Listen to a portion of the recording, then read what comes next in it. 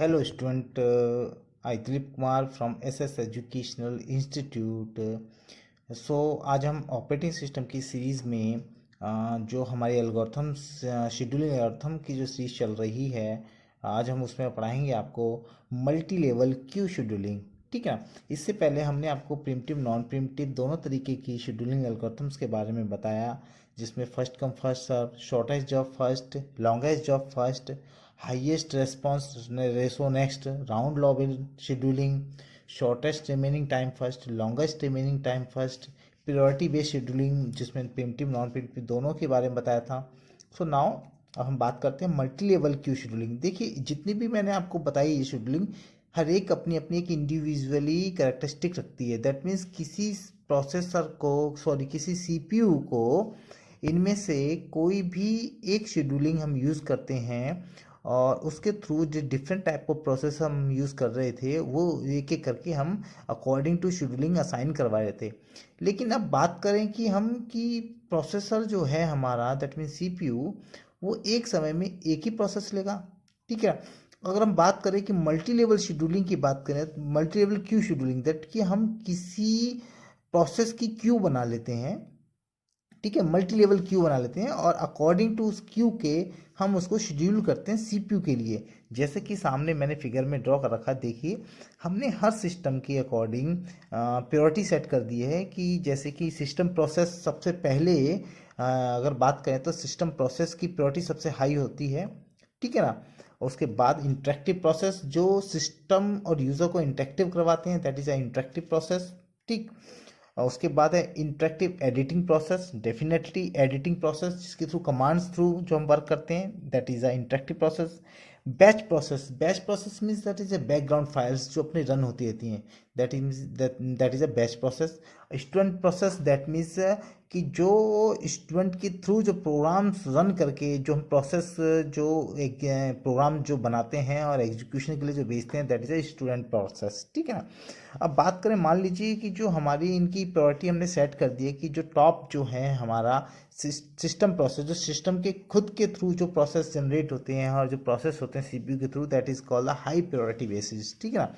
Interactive process जो होते हैं, जो हार्डवेयर एंड सॉफ्टवेयर के जो यूज़र इंटरेक्ट करता है, that is a interactive process जो है। हमने इंटरेक्टिव प्रोसेस और इंटरेक्टिव एडिटिंग प्रोसेस इन दोनों को हमने मीडियम प्रायोरिटी पे रखे हुए हैं। लॉ प्रायोरिटी पे हमने बैच प्रोसेस, स्टूडेंट प्रोसेस को रखा हुआ है। ठीक है ना। अब मान लीजिए हर प्रोसेस की, हर क्यू की हमने शेड्यूलिंग जो है वो सेट कर दी है। ठीक है ना। सिस्टम प्रोसेस जो होगा वो राउंड रॉबिन की तरह वर्क करेगा, इंटरेक्टिव प्रोसेस भी राउंड रॉबिन की तरह वर्क करेगा, interactive editing process shortest job first की तरह करेगा, बैच प्रोसेस जो हमारा एलजेएफ की जगह लॉन्गेस्ट जॉब फर्स्ट की तरह काम करेगा, और स्टूडेंट जो प्रोसेस है हमारा वो एफ सी एफ एस की अकॉर्डिंग काम करेगा। ठीक है ना। एक्चुअल में इसका पर्पस क्या है, एक्चुअल में क्या है, हम क्या कर रहे थे पहले कि कोई भी प्रोसेस डिफरेंट डिफरेंट कैटेगरी का है, बट हम क्या कर रहे थे, हम उसे मेन मेमोरी में लाकर और एक साथ एग्जीक्यूट करवा रहे थे। इससे बेनिफिट क्या है कि सीपीयू के पास जैसे ही, क्योंकि सीपीयू क्या करता है, सीपीयू बनाता है बेटा हमारा पीसीबी क्रिएट करता है हर प्रोसेस की। अब जब प्रोसेस की पीसीबी क्रिएट करा है, वो क्या करता है कि डिफरेंट डिफरेंट प्रोसेसेस की हर एक की पीसीबी क्रिएट करता है। अब बात करते हैं कि मान लीजिए अगर सेम प्रोसेस जो हमारी क्यू के प्रोसेस जाएंगे, तो दैट मीन्स कि जब क्यू में ये प्रोसेस लगेंगे तो हमारी जैसे ही उसके पास प्रोसेस के पास जाएंगे तो डेफिनेटली ये सारी की सारी जितनी भी हमारी पीसीबी हैं ये किस में हो जाएंगी, ये हमारी सीरियल फॉर्म में हो जाएंगी। ठीक है ना। ये शेयरिंग फॉर्म में आ जाएंगी, और जिससे कि हमारा प्रोसेस जो है वो जल्दी से जल्दी एग्जीक्यूट हो जाएगा अगर हम डिफरेंट डिफरेंट क्यू बना लेंगे। ठीक है ना। हर क्यू के अकॉर्डिंग सेम सिमिलरिटीज वाले ही प्रोसेस करेंगे। ठीक है ना। इसीलिए हमें मल्टी लेवल क्यू का फ़ायदा हुआ ये कि हमारी जितने भी प्रोसेस की सिमिलरिटीज़ है वो हमने क्यू वाइज सब डिफरेंट डिफरेंट कर दी, और हर एक के लिए हमने पर्टिकुलरली उसके अकॉर्डिंग बेस्ट एल्गोरिथम्स हमने उसमें फीड कर दी, जिससे कि हमारा प्रोसेस जल्दी से जल्दी सीपीयू से एग्जीक्यूट कर सके। ठीक है। कुछ पॉइंट्स पे देख लेते हैं। ठीक है ना। तो सबसे पहला पॉइंट हमारा, मल्टी लेवल की scheduling has been created for situation in which process are easily classified into different group. Definitely हमने हर प्रोसेस को उसके ग्रुप के अकॉर्डिंग हमने उसे क्लासिफाइड कर दिया। ठीक है ना। एक common division is made between foreground और process and background. Foreground means कि जो ऊपर का जो मीडियम और हायर जो प्रायोरिटी वाले हैं, that is called the foreground process, and the background process है batch process and student process. ठीक है ना। मान लीजिए दोनों टाइप के प्रोसेस जो हैं डिफरेंट रेस्पॉन्स, डेफिनेटली इनका रेस्पॉन्स टाइम भी अलग अलग होगा, इनका शेड्यूलिंग नीड के अकॉर्डिंग हम इनका रेस्पॉन्स टाइम देखेंगे तो इनका सबका रेस्पॉन्स टाइम भी अलग अलग निकलेगा, ठीक है ना। नेक्स्ट पॉइंट की तरफ मूव करते हैं। In addition forward process, foreground process have priority over background. Definitely हमने जो बात करी आपसे कि जो हाई प्रायोरिटी और मीडियम प्रायोरिटी के हैं वो डेफिनेटली कि हाई प्रायोरिटी उनकी जो प्रायोरिटी होगी वो हाई होगी ओवर बैकग्राउंड प्रोसेस के कंपेरिजन में, ठीक है। नेक्स्ट पॉइंट है multi level queue scheduling algorithm partition the ready queue into several part separate Q, ठीक है। जब हम अभी क्वेश्चन एक सॉल्व करके दिखाएंगे, जो रेडी क्यू होगा ना उसमें हम डिफरेंट डिफरेंट तरीके से हम रेडी क्यू को तैयार करेंगे अकॉर्डिंग तो हर शेड्यूलिंग एल्गोरिथम के अकॉर्डिंग, ठीक है। मान लीजिए अगर हम मान लीजिए 2 या 3 शेड्यूलिंग एल्गोरिथम यूज़ करेंगे इस मल्टी लेवल में, तो उसके लिए हम 2-3 रेडी क्यू तैयार करनी पड़ेगी हमें, ठीक है ना। नेक्स्ट है the process are permanently assign to the one queue generally based on some properties of the process such as a memory size, priority, process priority and process type, ठीक है। हम बात करें कि हम किस के बिहाफ पर हम उनकी भी जो क्यू है, जो क्या कहते हैं आपका हाई प्रायोरिटी और मीडियम प्रायोरिटी और लो प्रायोरिटी सेट कर रहे हैं according to memory size, process की प्रायोरिटी, प्रोसेस का टाइप, ठीक है ना। इस बेस पे हम उसको साइन कर रहे हैं कि ये क्यू कौन से क्यू में जाना चाहिए, कौन से शेड्यूलिंग एल्गोरिथम इसके लिए हमें अप्लाई करनी चाहिए, ठीक है ना। Each Q has its on scheduling algorithm. Definitely अगर हम 4 शेड्यूलिंग एल्गोरिथम यूज़ करेंगे तो 4 ही क्यू होगी हमारे पास, ठीक है ना, क्योंकि हर एक क्यू में अलग अलग शेड्यूलिंग एल्गोरिथम यूज होगी। मे बी एक हो सकती है लेकिन हर क्यू के अकॉर्डिंग वर्क करेगी। उस क्यू में अगर वो मान लो राउंड रोबिन हमने 2 जगह यूज कर दी तो फर्स्ट क्यू में अलग राउंड रोबिन चलेगी और सेकंड क्यू के लिए अलग राउंड रोबिन चलेगी, ठीक है। अब जो नोट है, नोट में देखिए हमने क्या लिखा हुआ है, each queue has absolute priority over low priority queues, ठीक, बिल्कुल डेफिनेटली कि ईच क्यू की अपनी खुद की एक प्रायोरिटी सेट है, ठीक है ना। हाई प्रायोरिटी ऊपर होगी, लोअर प्रायोरिटी नीचे होगी, ठीक है ना। If high priority and medium priority queue were empty, अगर मान लीजिए किसी कारणवश हाई प्रायोरिटी और लो मीडियम प्रायोरिटी दोनों ही खाली हैं, ठीक है, कोई बात नहीं। और अगर मान लीजिए मीडियम प्रायोरिटी पे कोई प्रोसेस आता है क्यू के अंदर, रेडी क्यू में, और उस वक्त मान लीजिए लोअर प्रायोरिटी में, मान लीजिए बैच प्रोसेसिंग में कोई प्रोसेस रनिंग हो रहा है, जैसे ही कोई मीडियम प्रायोरिटी में कोई प्रोसेस आएगा तो लोअर प्रायोरिटी वाला प्रोसेस जो प्रिम्प्ट हो जाएगा। दैट मीन्स कि वो उस रेडी क्यू से बाहर निकल जाएगा और एग्जीक्यूशन के लिए सीपीयू के पास कौन पहुंचेगा, मीडियम प्रायोरिटी वाला।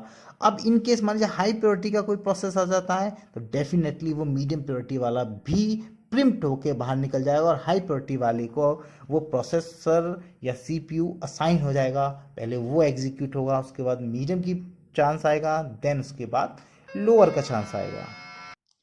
So overall the conclusion of this multi level queue scheduling is that कि मान लीजिए कि कोई बैच प्रोसेस या student process, that means lowest priority के अंदर कोई प्रोसेस है और जिसका बस्ट टाइम मैक्सिमम है, और इन केस अगर हाई प्रायोरिटी और मीडियम प्रायोरिटी पे कोई प्रोसेस आ रहा है तो दैट मीन्स कि जो लोअर प्रायोरिटी है उसका तो टर्न आएगा ही नहीं। बिकॉज ऑफ दैट सबसे पहले हमारे जो प्रोसेस कंप्लीट होंगे, हम बात कर रहे हैं बार बार आपसे कि ये प्रायोरिटी बेस्ड प्रोसेस कंप्लीट होंगे, हमारे सीपीयू पहले प्रोसेस को, प्रायोरिटी बेस्ड प्रोसेस को पहले उठाएगा, पहले उन्हें एग्जीक्यूट करेगा।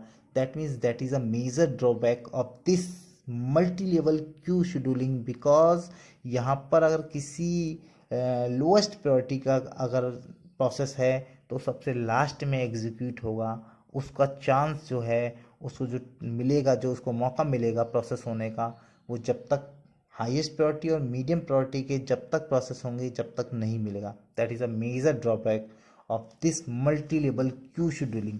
सो बेटा इसी को दूर करने के लिए नेक्स्ट जो हम बात करेंगे नेक्स्ट वीडियोस में वो multi level feedback queue scheduling की बात करेंगे, जिसमें जो ये हमारी कमी थी, जो ये ड्रॉबैक था, जो लोएस्ट प्रायोरिटी के साथ, दैट मीन्स कि वो एग्जीक्यूट होने में सबसे लास्ट में रहता, उसके लिए हमने एक फीडबैक क्यूइंग शेड्यूलिंग का ऑप्शन यूज़ किया है इसके अंदर, और नेक्स्ट वीडियोस में डिस्कस करेंगे। तो इसमें हम अभी चलते हैं, हम मल्टी क्यू शेड्यूलिंग में आपको बात कराते हैं हम इसके एग्जांपल्स की। तो अभी एग्जांपल की तरफ मूव करते हैं हम। देखिए जैसा कि क्वेश्चन क्या कहता है, कंसिडर द बिलो टेबल, ठीक है, टेबल दी हुई है हमें बिलो, 4 प्रोसेस अंदर multi level scheduling. Multi level queue scheduling के लिए हमें 4 प्रोसेस दिए हुए हैं, डेफिनेटली लिखे हुए हैं। Q number denote the Q of the process, ठीक है। क्यू नंबर लिखे हुए हैं, ये बता रहे हैं कि कितनी क्यू है हमारे पास, डेफिनेटली एक है कि दो है, ठीक है ना। अभी इसमें देखिए मैंने जो लिखी हुई है 1121, दैट मीन्स दो क्यू है, क्यू नंबर एक और क्यू नंबर टू, ठीक है। दैट मीन्स कि दो प्रोसेस, दो क्यू ही है हमारे इन चार प्रोसेस के लिए, दो क्यू है। एक प्रोसेस में P1 P2 एंड P4 है, दूसरी क्यू में हमारा प्रोसेस P3 है, ठीक है, वो हाँ P3 है, ठीक है।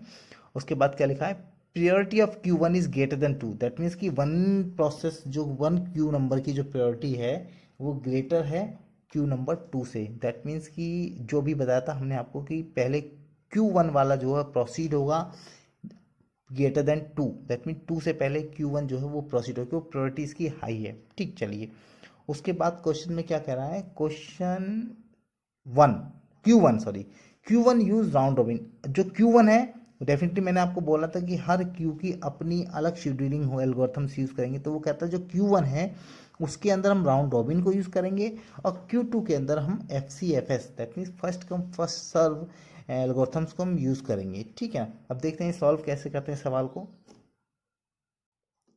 देखिए अकॉर्डिंग टू दिस क्वेश्चन बात कर रहे हैं हम कि जो रेडी क्यू है हमारी Q1 is greater then Q2, ठीक। और उसके बाद हम क्या करेंगे, हम इसमें दो रेडी क्यू बनाएंगे,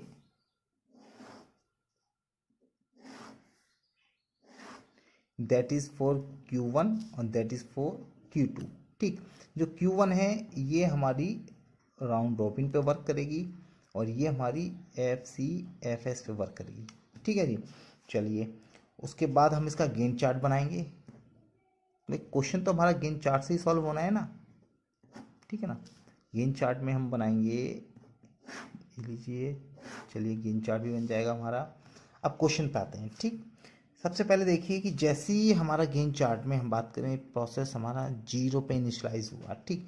अब देखिए जीरो पे अराइवल टाइम पे कौन कौन से प्रोसेस एक्टिवेट हो गए, process P1 P2 and P3, but Q number जो है हमारा P1 P2 का तो एक ही है और P3 का जो है वो दूसरा क्यू नंबर है, ठीक है। तो हम क्या करते हैं, P1 और P2 को तो हम रखते हैं क्यू नंबर 1 में, और क्योंकि ये दो तीनों की तीनों जीरो पे ही एक्टिवेट हो गए हैं, अराइवल टाइम जीरो है, तो इसमें आएगा हमारा P3। चलिए प्योरिटी की बात करें तो क्यूब में जो प्योरिटी Q1 की हाई है Q2 से, ठीक है ना। तो दैट मीन्स हम पहले Q1 को हम ऐड करेंगे, इनिशियलाइज Q1 से करेंगे, दैट मीन्स इसमें आएंगे हम राउंड, इसमें कौन सी चल रही है हमारी राउंड रॉबिन, ठीक है ना। राउंड रॉबिन में क्या है, क्वांटम टाइम हमारा देखा है इसका 2, ठीक है ना। तो क्वांटम टाइम जो हमारा 2 है इसका। चलिए तो पहले हम P1 को लेंगे, P1 जैसे ही चला हमारा 2 पर, तो चलिए 2 पे चला तो इसका मतलब ये हमारा जो हो गया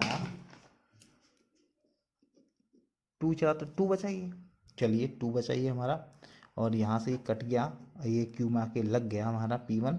उसके बाद कौन सा चलेगा हमारा P2, ठीक है ना। ओके P2 चला हमारा, देखिए P2 हमारा जैसे ही आया, ओके P2 चला हमारा 2, दैट मीन्स ये 4 पे पहुंचा, और ये यहाँ से 3 से 1 हो गया, ठीक है। उसके बाद देखिए हमारा ये भी P2 यहाँ आ गया, ठीक है। अभी देखिए Q1 में अभी हमारे P1 और P2 प्रोसेस हैं, और Q1 की प्रायोरिटी Q3 से Q2 से ज़्यादा है, Q1 की प्रायोरिटी, तो अभी हमारा Q1 ही प्रोसेस होगा, ठीक है ना। फिर P1 पे आते हैं हम, P1 पे कितने हैं, 2 हैं, चलिए जी ये 6 हो गया, ये कंप्लीट हो गया P1। उसके बाद P2 पे आते हैं, P2 हमारा 7, क्योंकि एक ही था, ये कंप्लीट हो गया। अब देखिए 7 पे आने के बाद हमारा अभी जो प्रोसेस P4 है अभी एक्टिवेट नहीं हुआ है, क्योंकि इसका अराइवल टाइम 10 है। सो हमारा कौन सा प्रोसेस स्टार्ट हो जाएगा, हमारा P3।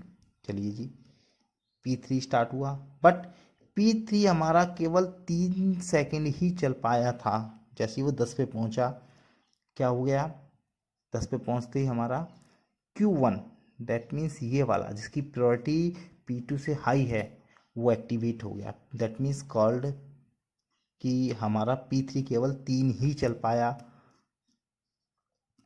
5 बचा, हमारा तुरंत एक्टिवेट होगा P4, क्योंकि इसकी प्रायोरिटी जो है वो P3 से हाई, वो P3 से हाई है, डेफिनेटली इसकी 2 है, इसकी 1 है। P4 चला हमारा, क्योंकि P4 जो चला हमारा वो P4 कहाँ गया था, ये तो हो ही गया था, P4 चला हमारा यहाँ पर, ठीक है जी। P4 हमारा 12 चला, ठीक, 12 चलने के बाद अभी इसकी हाई है, फिर P4 चला हमारा, तो क्वांटम चल रहा है 2 2, 14 चला, ठीक है।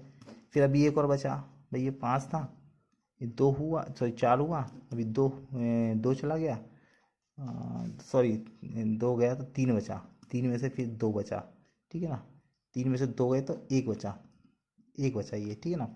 और 14 से फिर ये हमारा चला P4 15, दैट मीन्स ये भी कंप्लीट हो गया हमारा, ठीक है ना। उसके बाद जैसे ही सारा ऊपर का कंप्लीट हो गया हमारा P4, फिर P4, ठीक है ना, एंड 1 2 3, हाँ 3 पे P4 हो गया ना, हमारा काम कंप्लीट हो गया, ठीक है। उसके बाद हमारा, सॉरी ये तो नहीं, सॉरी गलती से हमने चल दिया, कौन सा चला हमारा, ये तो 5 था हमारा, 3 ही चला था, ये 5 बचा था हमारा, ये हुआ था पहले हमारा, ये 3 हुआ, फिर ये 1 रहा, और फिर इसके बाद ये कंप्लीट हो गया हमारे यहाँ P4, ठीक है ना। उसके बाद बात चल रही है हमारी अब P3 जो बचा हुआ है, अब वो P3 चला, P3 का क्या है, FCFS के according, first come first serve, ये पूरा की पूरा चलेगा। अभी कितना बचा हुआ हमारा, 5, ठीक है ना, ये 5 बचा हुआ है, ये हमारा, ये 5 बचा हुआ हमारा, तो P3 5 चलेगा पूरा, 15 5 20, तो ये P3 चल गया हमारा, ठीक है ना। यहाँ तक आपके समझ में आ गया होगा कि हमने किस तरीके से इसको, यहाँ तक समझ आ गया आपने किस तरीके से हमने इसका गेन चार्ट बनाया है, ठीक है ना। तो अकॉर्डिंग टू दोनों क्यूओं को हमने चेक किया, जिसकी प्रायोरिटी हाई है पहले वो प्रोसेस कंप्लीट होगा, ठीक है ना। उसके बाद फिर दूसरा प्रोसेस कंप्लीट होगा जिसकी प्रायोरिटी लो है, ठीक है ना। तो आई थिंक आपके समझ में आ गया होगा। अब हम इसका CT निकालते हैं, ठीक है ना। तो CT निकालेंगे, कंप्लीशन टाइम P1 का देखिए, P1 का कंप्लीशन टाइम है 6, ओके। P2 का कंप्लीशन टाइम देखिए 7, ओके। P3 का कंप्लीशन टाइम 10 है, नो 20 है, ओके। P4 का कंप्लीशन देखिए 15 है, चलिए। TAT मतलब CT माइनस 80, और देखिए CT माइनस 80 का मतलब 6 7 25, ठीक है। और WT मतलब है हमारा TAT माइनस BT, ओके। तो TAT मतलब 6 minus 4 equal to 2, 7 minus 3 equal to 4, 20 minus 8 that means 12, और 5 माइनस 5 दैट मीन्स 0, ठीक। एवरेज TAT निकालते हैं, तो देखिए 20 पर 25 5 30, 32 अच्छे 38 बटे 4, तो 20 127 33 32 38, ठीक है। 4 एकम 4, 4 से 4 8 32, 4 निम 36, 2 4 5 9.5, ठीक है ना, ओके। इसका निकालते हैं हम एवरेज वेटिंग टाइम, इसका निकालेंगे 12 14 15 17 18 बटे 4, 4 से 4 चक 16, 4 20, 4.5 और 9.5, ठीक। आई थिंक आपके ये क्वेश्चन समझ में आ गया होगा।